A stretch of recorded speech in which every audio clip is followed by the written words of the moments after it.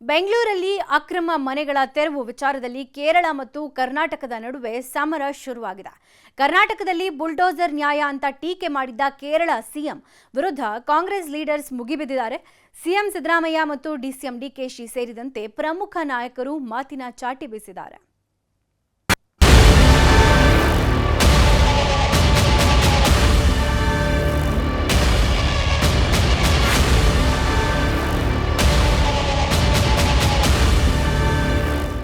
ಈ ರಾಜಕೀಯ ನಾಯಕರೇ ಹಾಗೆ. ವೋಟ್ ಬ್ಯಾಂಕ್ ಅನ್ನೋ ವಿಚಾರ ಗೊತ್ತಾದರೆ ಸಾಕು, ವಿವಾದವಿರಲಿ, ಹೋರಾಟವಿರಲಿ ಅಥವಾ ಇನ್ಯಾವುದೇ ವಿಷಯವಾಗಲಿ ತಮಗೆ ಸಂಬಂಧವಿಲ್ಲದಿದ್ರೂ ತಮ್ಮ ಬೇಳೆ ಬೇಯಿಸಿಕೊಳ್ಳಲು ಸಜ್ಜಾಗಿ ಬಿಡುತ್ತಾರೆ. ಕರ್ನಾಟಕದಲ್ಲಿನ ವಿಷಯದಲ್ಲಿ ನೆರೆಯ ಕೇರಳ ಸಿಎಂ ಪಿಣರಾಯಿ ವಿಜಯನ್ ಈಗ ಅದೇ ರೀತಿ ವರ್ತನೆ ಆರಂಭಿಸಿಕೊಂಡಿದ್ದಾರೆ. ಸಿಲಿಕಾನ್ ಸಿಟಿ ಬೆಂಗಳೂರಲ್ಲಿ ಅಕ್ರಮ ಶೂರರಿಗೆ ಜಿಬಿಎ ಬಿಸಿ ಮುಟ್ಟಿಸ್ತಿದೆ. ಕಂಡ ಖಾಲಿ ಜಾಗದಲ್ಲಿ ಮನೆ ಕಟ್ಟೋರಿಗೆ ಶಾಕ್ ಕೊಡುತ್ತಿದೆ. ಅಕ್ರಮವಾಗಿ ಒತ್ತುವರಿ ಮಾಡಿದ ಜಾಗಗಳನ್ನೆಲ್ಲ ತೆರವು ಮಾಡುತ್ತಿದೆ. ಕಳೆದ ವಾರ ಯಲಹಂಕದ ಕೋಗಿಲು ಕ್ರಾಸ್ನಲ್ಲಿ ಬುಲ್ಡೋಜರ್ ಘರ್ಜಿಸಿದ್ವು. ಫಕೀರ್ ಕಾಲೋನಿ, ವಸೀಂ ಲೇಔಟ್ನಲ್ಲಿರೋ 200ಕ್ಕೂ ಅಧಿಕ ಅಕ್ರಮ ಮನೆಗಳನ್ನು ನೆಲಸಮ ಮಾಡಿತ್ತು. ಈ ಜಾಗದಲ್ಲಿ ಬೆಂಗಳೂರು ಘನತ್ಯಾಜ್ಯ ನಿರ್ವಹಣಾ ನಿಯಮಿತ ವತಿಯಿಂದ ಪ್ರಸ್ತಾವಿತ bio methanisation plant, animal rendering, animal incineration, ಎಳನೀರು ಬುರುಡೆ ಸಂಸ್ಕರಣಾ ಮತ್ತು ಸ್ಯಾನಿಟರಿ ತ್ಯಾಜ್ಯ ಸಂಸ್ಕರಣಾ ಸೌಲಭ್ಯಗಳ ಯೋಜನೆ ರೂಪಿಸಲಾಗಿದೆ. ಇಂಥ ಸ್ಥಳಕ್ಕೆ ಬಂದು ಅಕ್ರಮವಾಗಿ ಮನೆಗಳನ್ನು ಕಟ್ಟಿಕೊಂಡಿದ್ದವರ ಮೇಲೆ ಸರ್ಕಾರ ನಿರ್ದಾಕ್ಷಿಣ್ಯ ಕ್ರಮ ಕೈಗೊಂಡಿತ್ತು. ಆದ್ರೀಗ ಇದೇ ಕಾರ್ಯಾಚರಣೆ ಹೋರಾಟದ ಜೊತೆಗೆ ಈಗ ರಾಜಕೀಯ ಕಿಚ್ಚು ಹೊತ್ತಿಸಿದೆ. ಕರ್ನಾಟಕದಲ್ಲಿ ಉತ್ತರ ಪ್ರದೇಶದ ಬುಲ್ಡೋಜರ್ ನೀತಿ, ರಾಜ್ಯದ ಕಾರ್ಯವೈಖರಿಗೆ ಮೂಗು ತೂರಿಸಿದ ಕೇರಳ. ಯಾವಾಗ ಅಕ್ರಮವಾಗಿ ನಿರ್ಮಾಣವಾಗಿದ್ದ ಮುಸ್ಲಿಮರ ಮನೆಗಳು ನೆಲಸಮವಾದ್ವೋ ಈ ವಿಚಾರಕ್ಕೆ ಕೇರಳ ಸರ್ಕಾರ ಮೂಗು ತೂರಿಸಿದೆ. ಉತ್ತರ ಪ್ರದೇಶದಂತೆ ಕರ್ನಾಟಕ ಸರ್ಕಾರ ಬುಲ್ಡೋಸರ್ ನೀತಿ ಅನುಸರಿಸುತ್ತಿದೆ. ಇದು ದುಃಖಕರ ಸಂಗತಿ ಅಂತ ಕೇರಳ ಸಿಎಂ ಪಿಣರಾಯಿ ವಿಜಯನ್ ಎಕ್ಸ್ನಲ್ಲಿ ಟೀಕಿಸುತ್ತಾ ಮೊಸಳೆ ಕಣ್ಣೀರು ಹಾಕಿದ್ದಾರೆ. ಬೆಂಗಳೂರಿನ ಫಕೀರ್ ಕಾಲೋನಿ ಮತ್ತು ವಸೀಂ ಲೇಔಟ್ನಲ್ಲಿ ವರ್ಷಗಳಿಂದ ವಾಸಿಸುತ್ತಿದ್ದ ಮುಸ್ಲಿಂ ಕುಟುಂಬಗಳನ್ನು ಬೀದಿಗೆ ಹಾಕಿದೆ. ಬುಲ್ಡೋಜರ್ ರಾಜ್ ಕ್ರಮವನ್ನು ಕರ್ನಾಟಕ ಕಾಂಗ್ರೆಸ್ ಸರ್ಕಾರ ಅನುಸರಿಸುತ್ತಿದೆ. ದುಃಖಕರ ವಿಚಾರವೆಂದರೆ ಸಂಘ ಪರಿವಾರದ ಅಲ್ಪಸಂಖ್ಯಾತ ವಿರೋಧಿ ರಾಜಕೀಯವನ್ನ ಈಗ ಕರ್ನಾಟಕದ ಕಾಂಗ್ರೆಸ್ ಸರ್ಕಾರ ಮಾಡುತ್ತಿದೆ. ಭಯ ಮತ್ತು ಕ್ರೂರತೆಯ ಬಲದ ಮೂಲಕ ಆಡಳಿತ ನಡೆಸುವಾಗ ಸಾಂವಿಧಾನಿಕ ಮೌಲ್ಯಗಳು ಮತ್ತು ಮಾನವ ಘನತೆಯು ಮೊದಲ ಬಲಿಪಶುಗಳಾಗುತ್ತವೆ. ಈ ಮೋಸದ ಪ್ರವೃತ್ತಿಯನ್ನು ವಿರೋಧಿಸಲು ಮತ್ತು ಸೋಲಿಸಲು ಎಲ್ಲ ಜಾತ್ಯತೀತ ಮತ್ತು ಪ್ರಜಾಪ್ರಭುತ್ವ ಶಕ್ತಿಗಳು ಒಟ್ಟಾಗಿ ಒಟ್ಟುಗೂಡಬೇಕು. ಹೀಗಂತ ಪಿಣರಾಯಿ ವಿಜಯನ್ ಪುಂಖಾನುಪುಂಖವಾಗಿ ಎಕ್ಸ್ನಲ್ಲಿ ಪೋಸ್ಟ್ ಮಾಡಿದ್ರು. ಅಷ್ಟೇ ಅಲ್ಲ, ಈ ಬೆನ್ನಲ್ಲೇ ಕೇರಳದ ರಾಜ್ಯಸಭಾ ಸದಸ್ಯ ಎ ರಹೀಂ ಅವರನ್ನ ಬೆಂಗಳೂರಿನ ಕೋಗಿಲು ಪ್ರದೇಶಕ್ಕೂ ಕಳಿಸಿಕೊಟ್ಟಿದ್ದಾರೆ. ಸಂತ್ರಸ್ತರ ಜೊತೆಗೆ ಮಾತುಕತೆ ನಡೆಸಿರೋ ರಹೀಂ ಅಲ್ಲಿನ ಬಗ್ಗೆ ಮಾಹಿತಿ ಕಲೆ ಹಾಕಿದ್ದಾರೆ. ಈ ವೇಳೆ ಸ್ಥಳೀಯರು ರಹೀಂ ಬಳಿ ತಮ್ಮ ಅಳಲು ತೋಡಿಕೊಂಡಿದ್ದಾರೆ. ಬಳಿಕ ಮಾತನಾಡಿದ ರಹೀಂ, ಇದು ಅಸಂವಿಧಾನಿಕ ಕ್ರಮ ಎಂದು ಆಕ್ರೋಶ ವ್ಯಕ್ತಪಡಿಸಿದ್ದಾರೆ. ಇದು ಬುಲ್ಡೋಜರ್ ರಾಜ್ ಬಿಜೆಪಿ ರಾಜ್ಯಗಳ ಮಾದರಿ. ಹಾಗಾದ್ರೆ ಬಿಜೆಪಿ ಮತ್ತು ಕಾಂಗ್ರೆಸ್ ಆಡಳಿತ ರಾಜ್ಯಗಳ ನಡುವಿನ ವ್ಯತ್ಯಾಸ ಏನು ಎಂದು ಪ್ರಶ್ನಿಸಿದ್ದಾರೆ. All are having with all documents. You can check. They have the entitled title of the land titles with them and the voter ID card with them, Aadhaar card with them. All are Indian citizens. So this is not illegal. There is no illegal encroachment. Then, if so, what about the rehabilitation package? This is a constitutional government. This is an elected government. This is a government for the people.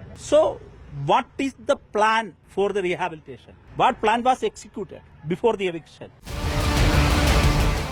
ಇನ್ನೂ ತಮಗೆ ಸಂಬಂಧವೇ ಇಲ್ಲದ ವಿಚಾರಕ್ಕೆ ಕೇರಳ ಸರ್ಕಾರ entry ಕೊಟ್ಟಿರೋದಕ್ಕೆ ರಾಜ್ಯ ಸರ್ಕಾರ ತೀವ್ರ ಆಕ್ಷೇಪ ವ್ಯಕ್ತಪಡಿಸಿದೆ. ಪಿಣರಾಯಿ ಆರೋಪಕ್ಕೆ ರಾಜ್ಯ ಕಾಂಗ್ರೆಸ್ನ ನಾಯಕರು ಕಿಡಿಕಾರಿದ್ದಾರೆ.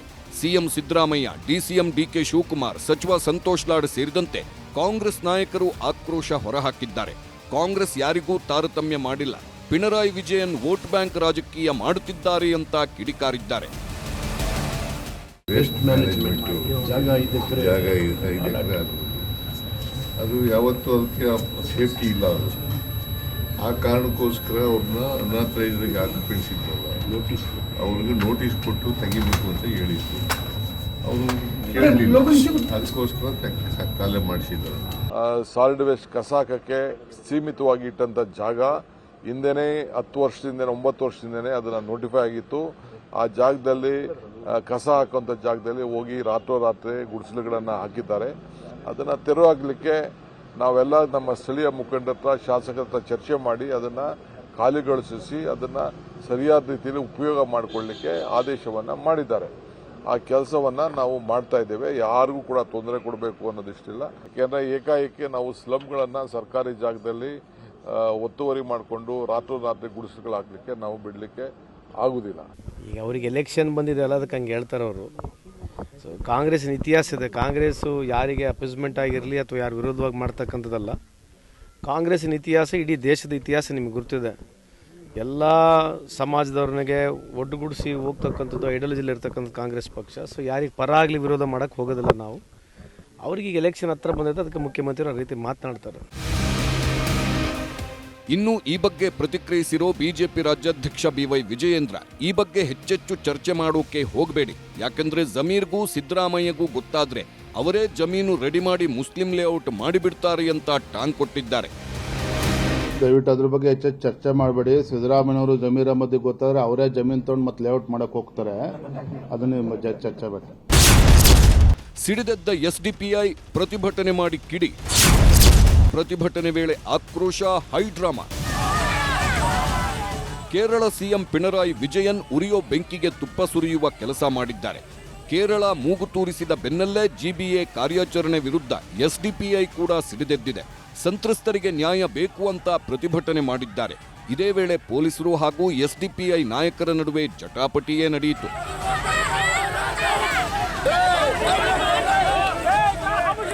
ಕಳೆದೊಂದು ವಾರದಿಂದ ಮನೆ ಕಳೆದುಕೊಂಡವರು ನೂರಾರು ಕುಟುಂಬಗಳು ಬೀದಿಯಲ್ಲೇ ಜೀವನ ನಡೆಸ್ತಿವೆ. ಆದರೆ ಈವರೆಗೂ ಯಾವುದೇ ಜನಪ್ರತಿನಿಧಿಗಳು ಭೇಟಿ ಕೊಟ್ಟಿಲ್ಲ, ಯೋಗಕ್ಷೇಮ ವಿಚಾರಿಸಿಲ್ಲ ಅಂತ ಅಸಮಾಧಾನ ಹೊರಹಾಕಿದ್ದಾರೆ. ಒಂದು ಕರೆಕ್ಟ್ 8 ದಿವಸ ಆಗಿದೆ ಹೊಡೆದಾಕಿ. ಇನ್ನವರೆಗೂ ಯಾರು ನಮ್ಮ ಕಾಂಗ್ರೆಸ್ ಸರ್ಕಾರ ಯಾರು ಒಬ್ಬನು ಬಂದು ಇಲ್ಲಿ ಮಾತಾಡಿಲ್ಲ. ಯಾರು ಬಂದಿಲ್ಲ ಸರ್. ಲೋಕಲ್ MLA ಬಂದಿಲ್ಲ, ಯಾರು ಬಂದಿಲ್ಲ ಸರ್. ಯಾರು ಬಂದು ನೀವು ಹಿಂಗಿದ್ದೀರಾ, ನಿಮ್ಗೆ ಏನು ವ್ಯವಸ್ಥೆ ಆಗಿದೆ, ಚಿಕ್ಕ ಚಿಕ್ಕ ಮಗು ಇದಾರಲ್ಲ, ಹೆಣ್ಮಗು ಇದಾರಲ್ಲ, ನೀವೇನು ಮಾಡಿದ್ದೀರಾ ಅಂತ ಅವ್ರು ಏನು ವ್ಯವಸ್ಥೆ ಒಂದು ಮಾಡಿಲ್ಲ. ಊಟನೂ ಒಂದು ನೀರು ಅಂದ್ರೂ ಏನು ಮಾಡಿಕೊಟ್ಟಿಲ್ಲ ಸರ್.